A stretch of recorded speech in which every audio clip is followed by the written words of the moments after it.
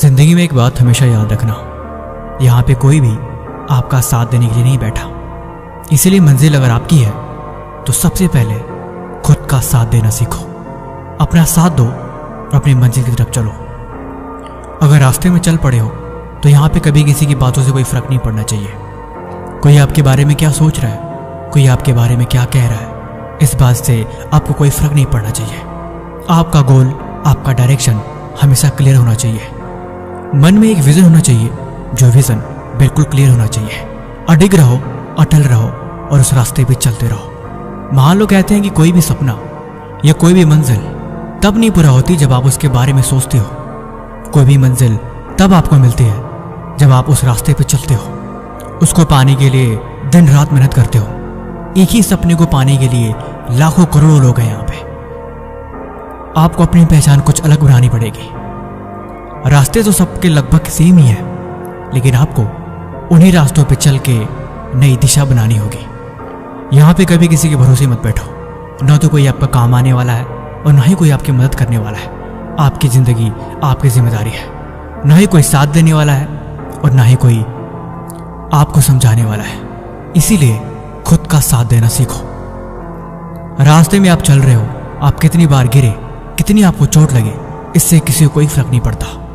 अगर आपको मंजिल मिल जाती है, लोग तभी आपकी कहानी सुनेंगे। ये दुनिया उसी को हीरो मानती है जिस हीरो को अपनी मंजिल मिली हो। उसके रास्ते में उसने कितनी संघर्ष करी है, कितनी कठिनाइयों और दुखों को झेला है, इस बात से उनको तब तक कोई मतलब नहीं होता जब तक कि वो कामयाब नहीं हो जाता। अब वक्त को बर्बाद ना करो, अब खुद पे ध्यान दो और अपना साथ देना सीखो, क्योंकि कामयाब होने के लिए तुम्हारा खुद का साथ जरूरी है। अगर हम खुद का साथ नहीं देंगे तो हम कभी कामयाब नहीं हो सकते। जबरदस्ती पढ़ने की आदत डालो, जबरदस्ती मेहनत करने की आदत डालो। मन ना होते हुए भी उस काम को करो जो काम तुम्हें कामयाब बनाएगा। मन ना होते हुए भी उन सारी बुरी आदतों को छोड़ दो जो काम तुम्हें मंजिल तक जाने से रोक रहा है, क्योंकि यही जिम्मेवारी है। तभी मैं कह रहा हूं, खुद का साथ दो। स्वागत है आपका फिर से एक मजेदार फ्रेश वीडियो में, जहां पे आप सीखेंगे कुछ बेहतर अपनी जिंदगी के लिए। दुनिया बदल रही है, हर एक चीज़ में बदलाव आ रहा है, लेकिन अगर आप वहीं रुके रहेंगे तो आपके अंदर कुछ नहीं बदलेगा। आप 2 मिनट सोच के देखो, अगर एलोन मस्क आपके दोस्त होते तो आप क्या सीखते? अगर बिल गेट्स आपके ग्रुप में होते तो आप उनसे क्या सीखते? या अगर महेंद्र सिंह धोनी आपके पड़ोसी घर में रहते तो फिर आप उनसे क्या समझते? माहौल फर्क पड़ता है। हम जैसे दुनिया में रहते हैं, जैसे चीज़ों को देखते हैं, वैसा हम बन जाते हैं। अगर आपके दोस्त रॉक म्यूजिक सुनना पसंद करते हैं तो थोड़े टाइम बाद, चाहे भले से आपको वो चीज़ पसंद ना हो, आपको ये पसंद आने लगेगी। अगर आप ऐसा नहीं बनना चाहते तो आप उनसे दूरी बनाओगे, लेकिन वो दूरी कुछ देर तक ही बनेगी। मतलब जितना ज़्यादा वक्त आप जिस माहौल में रहते हो, आप उस तरह के बनते जाते हो। आपके विचार, आपकी सोच, इस दुनिया की हर एक चीज़ बदलती है सिर्फ माहौल की वजह से। इसीलिए हर दिन आधे घंटे किताब पढ़ना ज़रूरी है। आप बोलोगे इसका भला किताब से क्या लेना देना? क्योंकि ये इसलिए ज़रूरी है क्योंकि जब आप किताब को पढ़ते हो तब आपका दिमाग सीखता है उस किताब में लिखी गई बातें और उस किताब में समझाया गया कंसेप्ट। अगर आप उससे मैच कर पाते हो तो वो चीज़ आपको इंटरेस्टिंग लगती है और आप थोड़े देर में ही उस माहौल में खो जाते हो। वो चीज़ हमें अक्सर बोर करती है जिसे हम पसंद नहीं करते, लेकिन कभी कभी वो चीज़ ज़रूरी होती है जो हमें बोर करती है। आधे घंटे की किताब पढ़ने से आप उन चीज़ों को समझोगे जो आप नहीं सुनना चाहते, क्योंकि कभी कभी हमें वो मूवी पसंद आ जाती है जो मूवी हमें पसंद नहीं होती, लेकिन हम देखते देखते उस कंसेप्ट में दिखाई गई चीज़ों में खो जाते हैं और वो चीज़ हमें अच्छी लगने लगती है। लेकिन उसके बाद भी हम सीखते हैं। जो हम देखेंगे, जो हम सुनेंगे, जैसा हम पढ़ेंगे, वैसा हम बन जाएंगे, क्योंकि इंसानी दिमाग एक बंदर की तरह है। ये आज भी चीज़ों को देख के कॉपी करता है। जो देखेगा वो पक्का वैसा करने की कोशिश करेगा। अगर उसे चीज़ पसंद आ गई तो किसी भी कीमत पे वो वैसा बनने की कोशिश जरूर करेगा। वॉरेन बफेट कहते हैं कि वो आज भी हर दिन 300 पेज किताबों को पढ़ते हैं। ये उनकी नॉलेज और उनके थॉट को इम्प्रूव करती है। अब सवाल ये है किताबों को पढ़ा कैसे जाए, क्योंकि कुछ किताब इतनी बोरिंग होती हैं कि अगर वो समझ में ना आए तो हम उसे पढ़ना नहीं चाहते और हम उसे छोड़ देते हैं। लेकिन इस चीज़ को हम डिवाइड कर सकते हैं।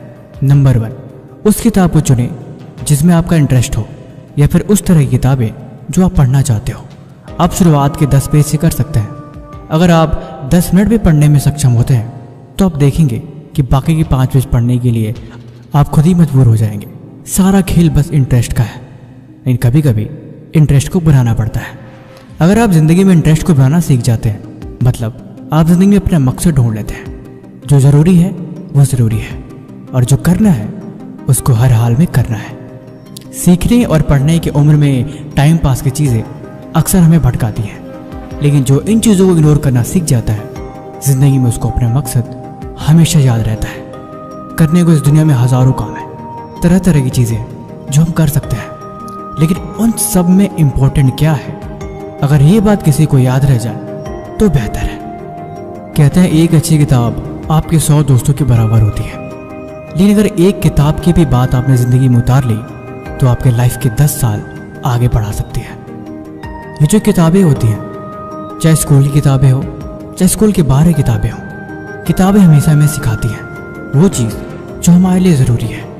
एक राइटर जिसने अपनी इस किताब को लिखने के लिए अपनी लाइफ की सबसे बेस्ट एक्सपीरियंसेस उसमें लगा दी, वो चीज़ आपको कुछ मिनट में सीखने को मिल रही है। आप सोच के देखो, अगर आप लाइफ में सक्सेसफुल बन जाओ, अगर आपको अपने ऊपर किताब लिखनी हो तो आप कैसे लिखेंगे? या फिर आप जस्ट इमेजिन करो कि आपके घर के बाहर बहुत सारे लोग आपसे इंटरव्यू लेने के लिए खड़े हैं, वो आपकी जर्नी के बारे में जानना चाहते हैं।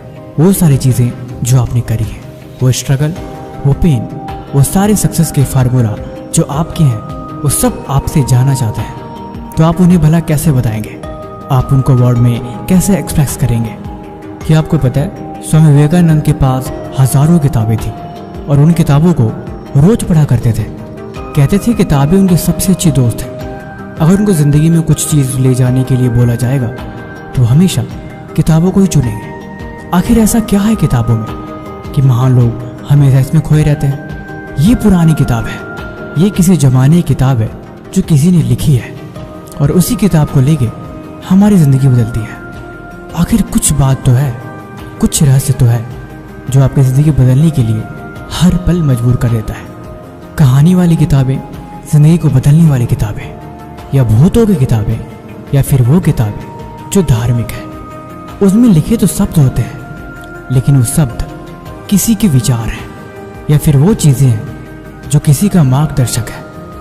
लेकिन मज़े की बात है, वो जो भी है वो काम की चीज़ है।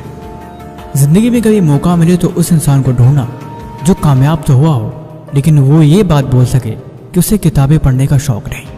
यानी कि फार्मूला यहाँ भी लगता है। अगर कामयाब कोई हुआ है या फिर किसी को मंजिल मिली है तो उसका रास्ता किताबों की तरफ होके ही गया है। जिनको किताबों से प्यार होता है वो ज़िंदगी में किसी और चीज़ से खास लगाव नहीं रखते, क्योंकि उनको अपनी मंजिल मिल चुकी होती है, और ये मंजिल का पाने का नशा उम्र भर नहीं उतरता। किताबों को पढ़ते पढ़ते लोग अपनी किताबें लिखते हैं, अपनी कहानी, अपना किस्सा, अपना मकसद और अपना फार्मूला। क्योंकि सीखो और सिखाओ, पहले समझो फिर समझाओ, पहले दुनिया को परखो फिर अपना मकसद बताओ। कहते हैं डॉक्टर APJ अब्दुल कलाम रात के अंधेरे में लालटेन जला के अकेले में पढ़ा करते थे।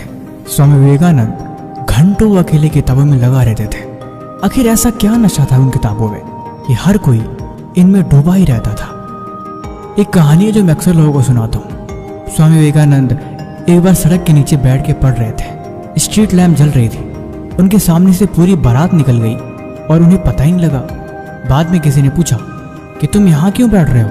अभी यहाँ से एक बारात गई, क्या तुम बता सकते हो कि वो बारात किस तरफ गई?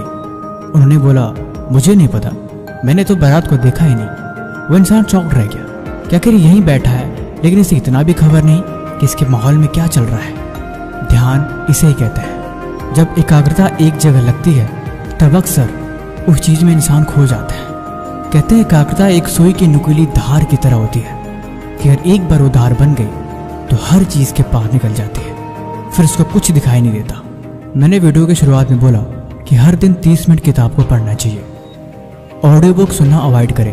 अगर आप किताब को हाथ में पकड़ के पढ़ते हैं तो आप उसके टेक्सचर को फील करते हैं। आपको महसूस होता है कि आप कुछ समझ रहे हैं, क्योंकि समझना ज़रूरी है। बाकी आप डेली कितने घंटे किताब को पढ़ते हैं आप हमें कमेंट बॉक्स में ज़रूर बताइए। बाकी वीडियो आपको कैसी लगी आप हमें कमेंट बॉक्स में ज़रूर बताएं। और किसी भी तरह का सवाल है तो आप वो भी हमसे पूछ सकते हैं। तब तक मिलते हैं हम आपसे ऐसी एक और मजेदार वीडियो के साथ अगले दिन। धन्यवाद।